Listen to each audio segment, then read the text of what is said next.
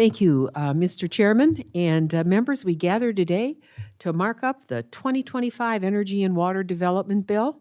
And today, the news reports Washington, D.C. has the highest heat index in the nation at 120 degrees effectively. Chairman Fleischman, I appreciate working with you. I truly do. And all of our colleagues on both sides of the aisle to develop and pass bipartisan bills as long has been this committee's practice, including, finally, last year. But I'm saddened that this vital subcommittee is being steered to return to a partisan process for this fiscal year of 2025 in our House bill.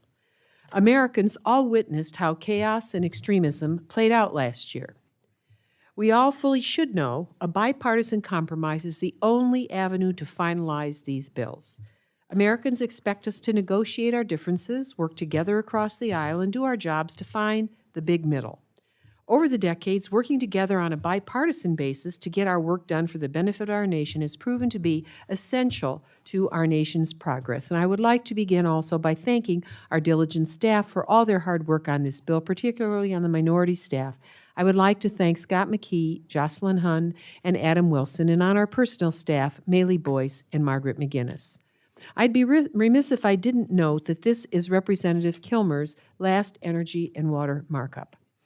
And Derek has been a stalwart, serious, and valuable member of our Energy and Water Subcommittee for many years. I don't think he missed a meeting.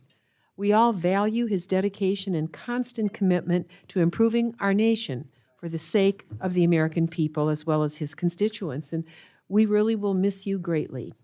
And we will miss your leadership on so many levels, but I know your family is waiting for you, and they'll be glad to have you closer to home. And you'll find a way to keep fighting to perfect our great nation. You have such gifts. Thank you for your honorable and diligent public service, Derek.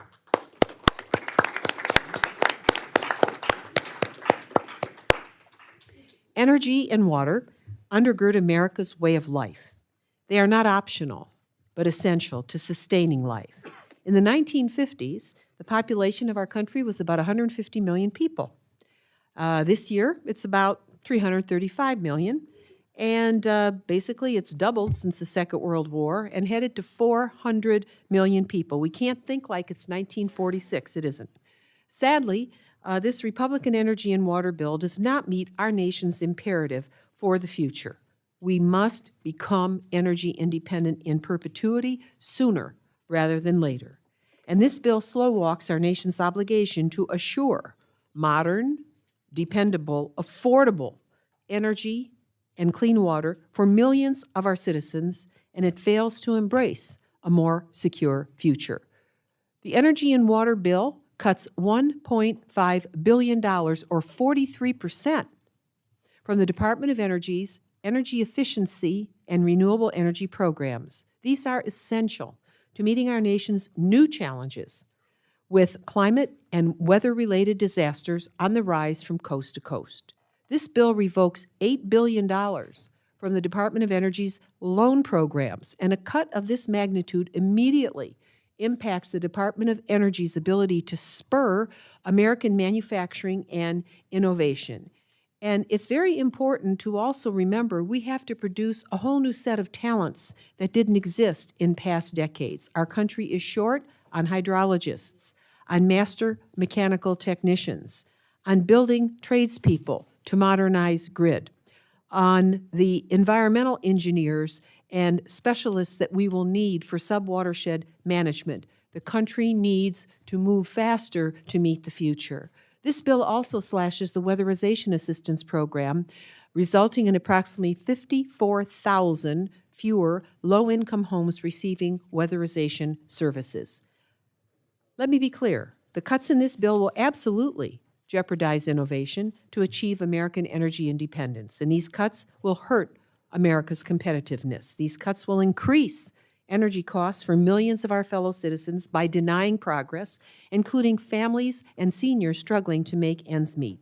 And while we've made great strides toward energy independence after half a century of effort, our nation has not reached home plate and scored on U.S. energy independence in perpetuity. For example, the United States is fulfilling more of its crude oil needs with domestic supplies than ever before.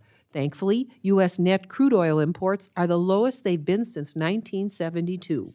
And while decreased reliance on imports should give the U.S. more control over prices, consumers are still not seeing those benefits in the price they pay at the pump.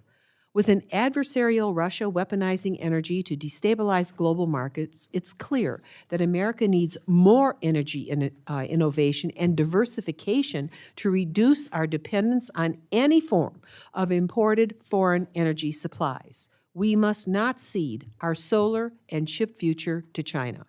We know China is more than willing to dump product and components to wipe out domestic industries. They've already taught us that. We've witnessed steel, pharmaceuticals, electronics, and automotive sectors been hit by imports from China that wipe out domestic markets. In this new century, marked by extreme weather events and increasing natural disasters, this bill endangers efforts to address the climate crisis. During 2023, there were 28 separate billion-dollar weather and climate disasters. In 2024, we're already witnessing an escalation of events with a heat dome that impacted over 250 million Americans, major flooding throughout the Midwest, wildfires burning in the West, and the most intense hurricane to form in the Atlantic so early in the year, and searing heat in Arizona, Nevada, the dry West, and June was the 13th month in a row to set a monthly temperature record. We have states hitting rainfall records. The Wall Street Journal reported property insurance premiums are rising significantly or being completely cut off across our nation. Why? The total cost in damages from the billion-dollar disasters in 2023 was a record-setting, are you ready, $92.9 billion. We can either continue to pay more for disaster response, or we can invest now in climate mitigation and adaptation that will also lower costs for consumers, create jobs, and increase our global competitiveness. The pathway seems crystal clear to me.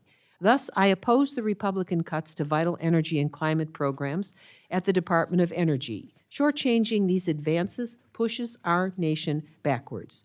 Slow-walking energy innovation, failing to modernize our nation's electric grids, failing to advance innovation, and failing to build domestic end-to-end supply chains for jobs in the new energy economy. It is important in other areas of this bill to note that we support modernization of our nuclear deterrent, but I remain concerned how this bill cuts nuclear nonproliferation programs that reduce nuclear risks and counter the global challenge of nuclear proliferation. And finally, the bill includes numerous controversial poison pill riders that sadly show extremist Republicans are not interested in bills that can gain bipartisan support and become law. I urge my colleagues to oppose this bill. America can and must do better. America's future relies on embracing the new age frontiers of energy, production, and freshwater management. I yield back.